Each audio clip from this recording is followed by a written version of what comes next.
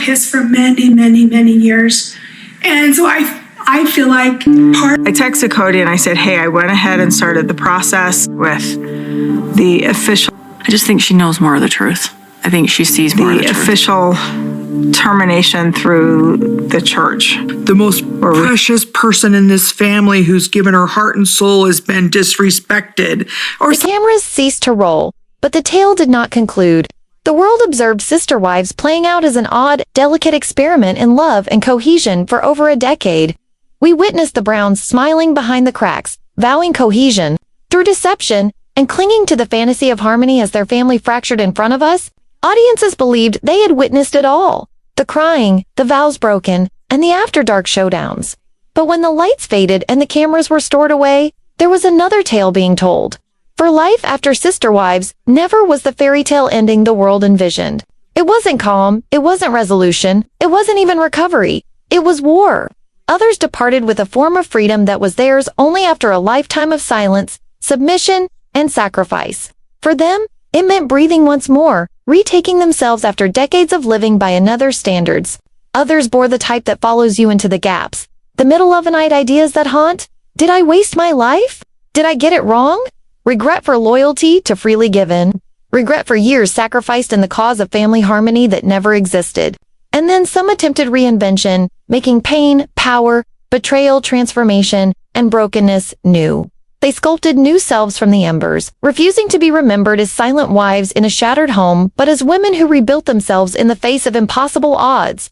This is the tale TLC did not want you to know. The secrets are too dirty for prime time. The betrayals are too authentic for scripted reality. The jaw-dropping decisions were made after the cameras departed and the spotlight dimmed, because the reality is straightforward and harsh. Sister Wives was never a show. It was a war, and the war didn't cease when filming ended. It just grew louder, messier, and much more perilous behind the camera. Bear with me, for what occurs after Sister Wives is more sinister, more emotional, and more incendiary than anything we witnessed on television. Who has managed to escape with liberty, who is tormented by remorse, and who have reshaped themselves in ways no one could have imagined.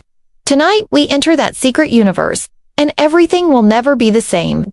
When the last season concluded, the Brown family greeted the cameras with smiles that didn't quite reach their eyes. To the viewer, they appeared as closer wives, asserting independence, Kody clinging to what little control was left, and the family broken but still bound together by history. Audiences believed they had seen it end, but television endings are not necessarily endings in actual life. Behind the placid fade-out, the Browns were venturing into new territory. For the first time in years, there were no producers to pace it, no cameras to record the battles, and no scripts to mold their agony into digestible drama. It would have been relief. It was pandemonium instead. Meri went back to an empty space, her silence now deafening, since there was no distraction of filming. She bore the wounds of having been dismissed and weighed by loyalty that had never been reciprocated.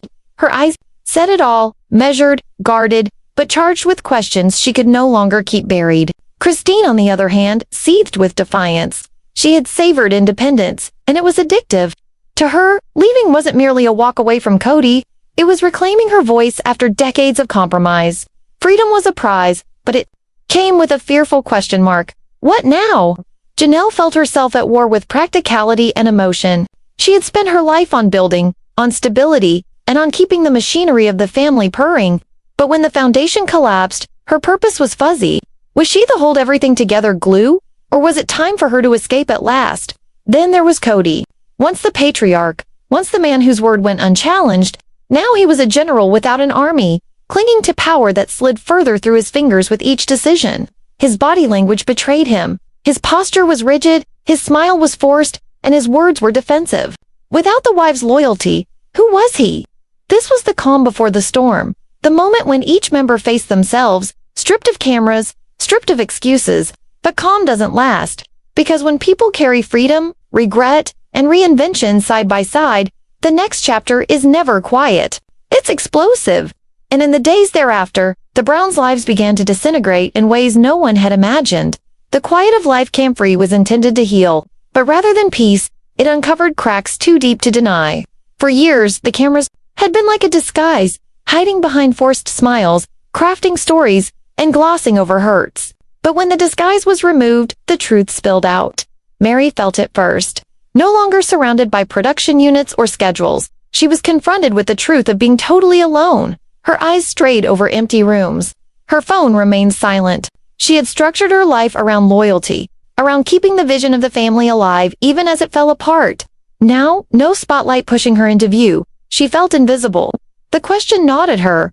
Had any of her sacrifices been worthwhile? Christine, on the other hand, claimed freedom with a ferocity that startled even her. She took selfies, posted smiles, and spoke candidly about relearning happiness. But beneath that courage was a spark of fear. Freedom, after all, is risky. She had broken with the man who guided the family's way, but whispers of betrayal and judgment trailed behind her. Was her freedom a victory, or would it prove to be her greatest regret? Janelle stood in the middle, balancing practicality and hurt. She had always been the rock, the fixer, the mediator, the woman who kept the family machinery running. But now that the machinery had fallen apart, she felt unmoored. She wasn't independent like Christine, and she wasn't alone like Meri. She was suspended, hemmed between stability and leaping into the unknown. And Kody seethed. He had constructed his world on control, on being the patriarch of a family that orbited him. But sans cameras, his charm lost its spotlight. His gestures became edged, his tone brittle, and his body tense with anger. He perceived his wife's independence as survival, not betrayal. The father had become a cornered man, and a cornered man is a man to fear. The fissures had not just been subtle, but now they were visible, jagged, and quick-spreading. Every family member had their own truth to bear. Every one of them had scars that the show had barely touched on. And as those truths emerged, it became apparent. The true war was not behind the cameras. It was unfolding now. The question wasn't whether the Browns could maintain the status quo. It was how deeply they would plummet before everything fell apart. When the cameras stopped rolling, the Browns believed that for the first time, they would get to rest. But relief from being filmed didn't expunge years of anger. Instead, it removed the diversion and left them staring at the wars they had been evading for years. Money was at the center of it all. Although the family had smiled on camera and appeared to be together, finances had been their most perilous battleground. Secret accounts, homes in other states, investments made secretly, the cash that should have protected the family had become a tool, managed, allocated, and withheld like leverage. Janelle, ever the pragmatist, began to ask questions. Decades of stewardship had bred suspicion in her. Where had the money gone? Why had promises of stability dissipated the moment the show ended? Her tone was even, but her eyes blazed with suspicion. She badgered Kody with soft but insistent demands. His jaw clenched, his voice increased, and his body swayed forward as if to quiet her. For the first time ever, Janelle wasn't asking like a supporter. She was asking like an accuser. Christine, who had been invigorated by her newfound freedom, pressed on. She denounced the manipulations, the deceptions, and the hiding of money behind family needs. Her language was biting, purposeful, and unyielding. This was never about unity, she said. It was about control. Her arms were crossed on her chest, her shoulders squared like a woman testifying in court. She wasn't only speaking on her own behalf, she was testifying against deceit that had gone on for years. Meri, quieter, bore her pain differently. She didn't scream. She didn't blame. But her silence said it all. Every aversion to eye contact, every forced smile, and every hesitation in her breathing betrayed her torment. She had lost the most and gained the least, and she knew it. In her stance you could see the truth. Loyalty had bankrupted her emotionally and financially, and Kody detonated. His hands were gripping the edge of tables, his face red with anger, his voice shouting in enraged crescendos. Every question was betrayal to him, every challenge an assault. His position of patriarch was slipping away from him, and the more he lost it, the more desperately he clung. His speeches were not explanations. They were indictments, accusations, and creeds intended to bludgeon aside the truth. This was no family discussion now. This was a courtroom battle without the judge, without the jury, but with all the same desperation and rage. Every wife had taken her stand. Each had given testimony in words, silence, or accusation, and in every scene, the family harmony they had peddled to millions disintegrated like tattered evidence. But wars waged in secret never remained secret for long. And before long, secrets that were never meant to be revealed would boil over into the open. Private wars are perilous, but once they boil over into public view, they are impossible to stop. At first, the fissures appeared in whispers, an ambiguous post online, an offhand remark in an interview somewhere else. Fans picked up on the quietness between some wives. They picked up on whom one unfollowed another, whom one no longer smiled with, and whom one kept apart in family shots. And gradually, the Browns' private wars became a public affair. Christine drew first blood. Her social media became a window to her new existence, a life free of Kody, free from control, and free from silence. Smiling selfies, brazen captions about freedom, messages of new beginnings that pierced through the carefully constructed veneer of togetherness. To fans, it was empowering. To Kody, it was treason. Janelle's reserved nature also changed. She started speaking more independently, making interviews in which her responses, while careful, had undertones of defiance. She no longer spoke up for Kody. She no longer glossed over the cracks. Instead, she used her silence at times to say it all. And silence can be louder than words in the media. Meri, though, baffled the public the most. Her messages were evasive, sprinkled with words of resilience, suffering, and inner strength. She did not confront directly, but her words hit a woman anguished in between regret and reinvention. Fandoms debated ad infinitum. Was she remaining faithful? Was she going quietly into the night? Or was she secretly planning to transform herself? And then there was Kody. For years, he had dictated the terms.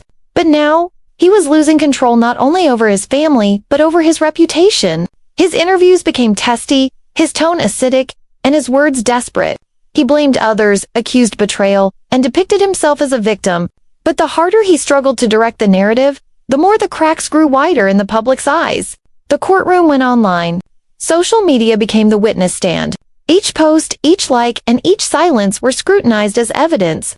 And the jury, millions of fans who had previously cheered on the family but now watched with suspicion, judgment, and intrigue.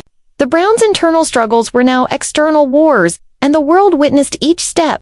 The children's awakening, meanwhile, while the parents waged their wars, a storm brewed within the children without anyone noticing. For years, they had been the backdrop, the shadows of their parents' decisions. But sister wives and the subsequent fallout pushed them into the limelight in ways nobody anticipated. Some kids went off in full rebellion.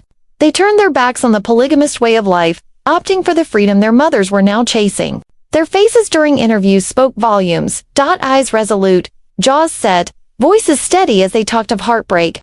Others bore wounds. They said little, but their silence told of deep scars. The years spent bringing up a broken home in the spotlight etched marks that no camera could see. The way they held their bodies together, arms crossed, shy smiles, and words dropped at their feet, told a story of trauma about living in a family that appeared intact but was actually broken. And then some attempted to justify. They clung to loyalty, hesitantly speaking of their father with respect, holding fast to the dream of unity. But even their words were wavering, their voice unsure. For even the most devoted understood, the family to which they once belonged was gone. The children were the unspoken witnesses in this courtroom of familial betrayal. Their evidence was not yelled. It was lived. And when they entered adulthood, their decisions announced the verdict of the final judgment. The structure their parents had established was disintegrating, and with each child who departed, the core weakened further. Kody Brown was once the epicenter.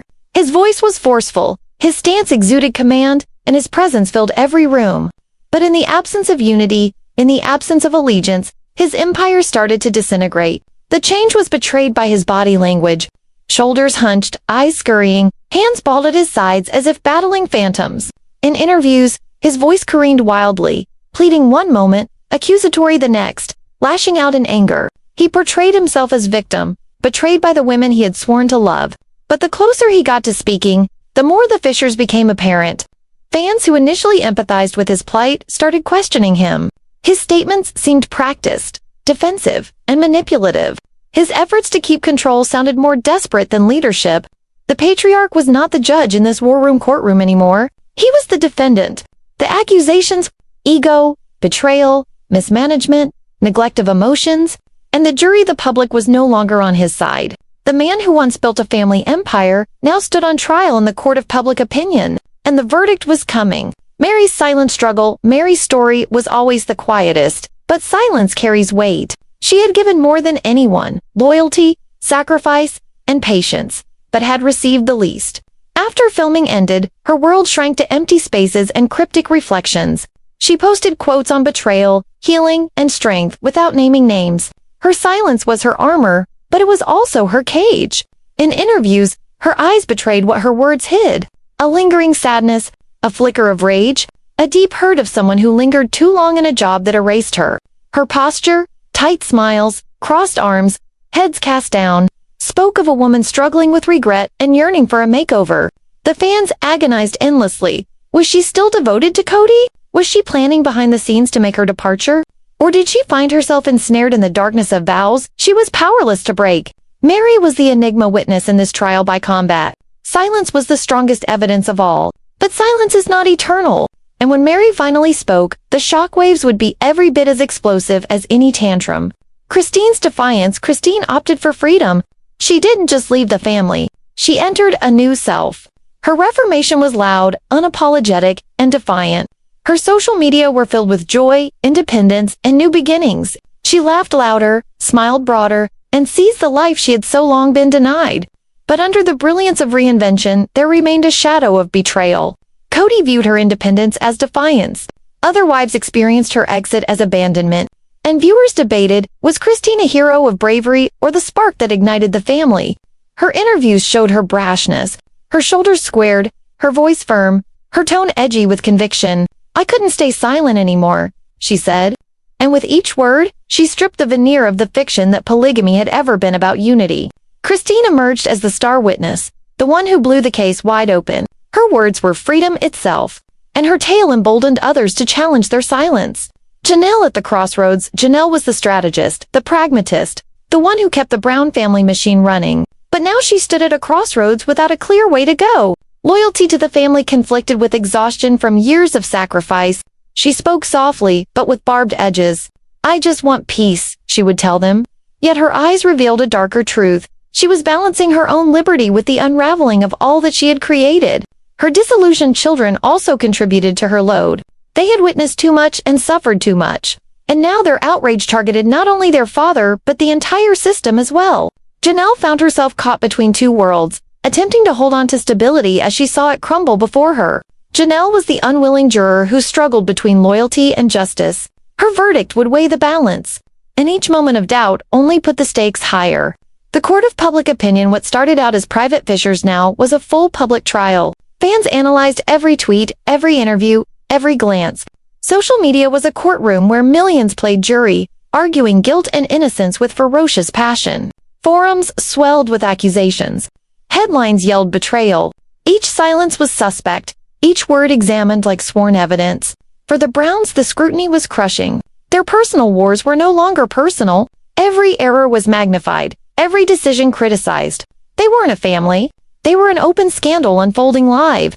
The Globe had become the jury and judge, and the verdict was anything but sympathetic. The television show that previously brought fame and fortune had become a media glare of criticism.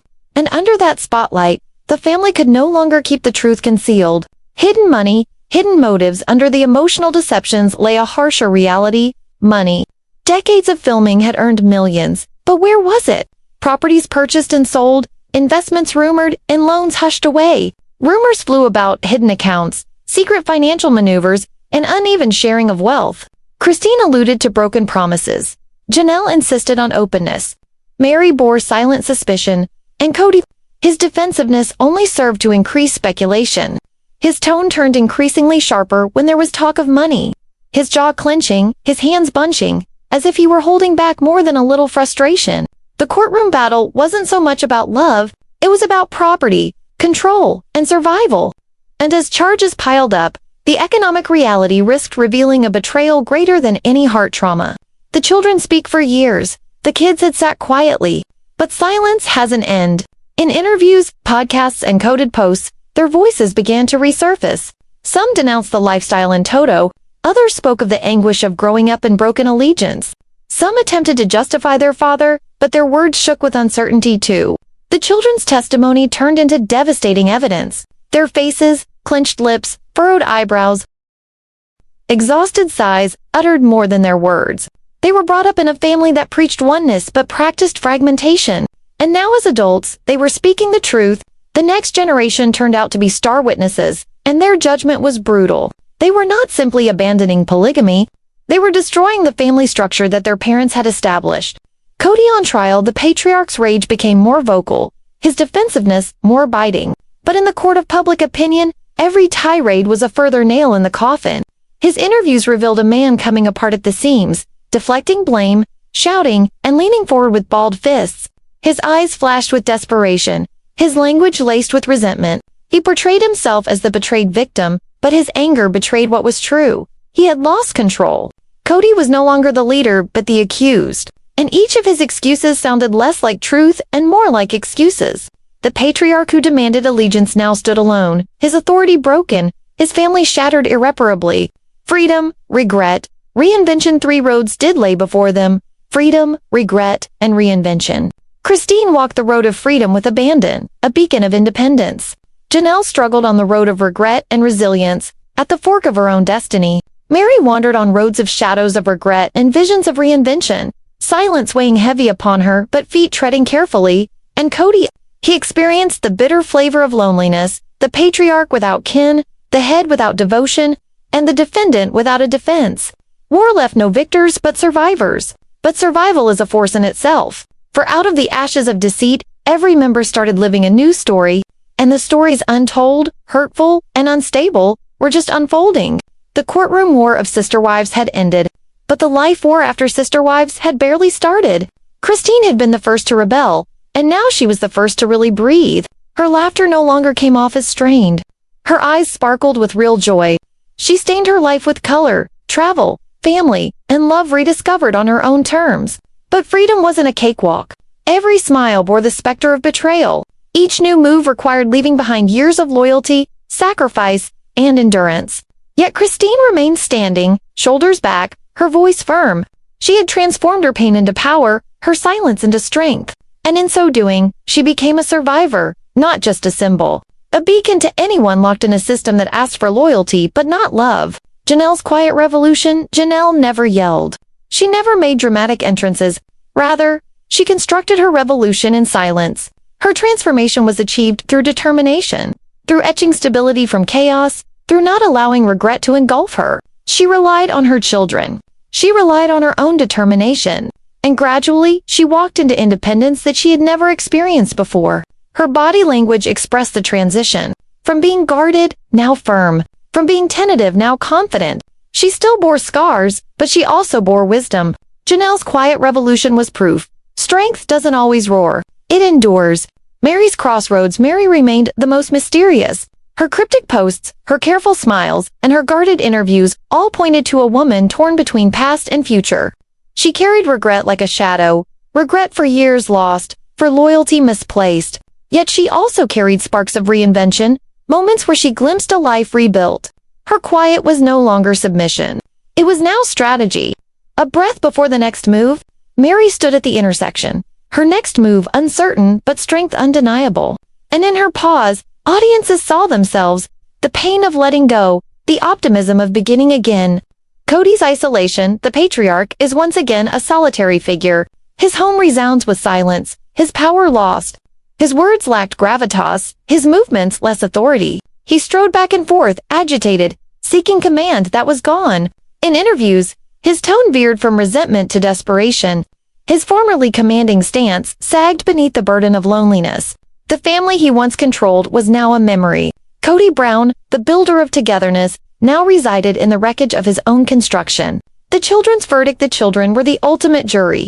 They bore the welts of having grown up in a broken home. Some were vocal, their language biting with anger. Others were silent, their silence weighed down with disillusionment. But their decisions spoke louder than words. They departed from polygamy, from a system that had insisted on loyalty without justice. They created lives of autonomy, refusing to repeat the pattern. Their decision was unequivocal. The experiment had failed. The Brown legacy was not unity. It was fracture, and the children had voted for an alternative destiny. The price of fame beyond family wars and betrayal was another reality. The price of fame, reality television had promised money, exposure, and opportunity. But it had also blown up every hurt, every fracture, every betrayal into colossal proportions. Privacy was an illusion. Secrets became headlines. Pain was entertainment. The Browns had sold ownership of their narrative for a glare that incinerated them from the inside out. Fame was not freedom. It was a jail of its own. And even in their attempts at reinvention, the wounds of that glare would never heal. Freedom's weight. Freedom tastes sweet, but it weighs heavily.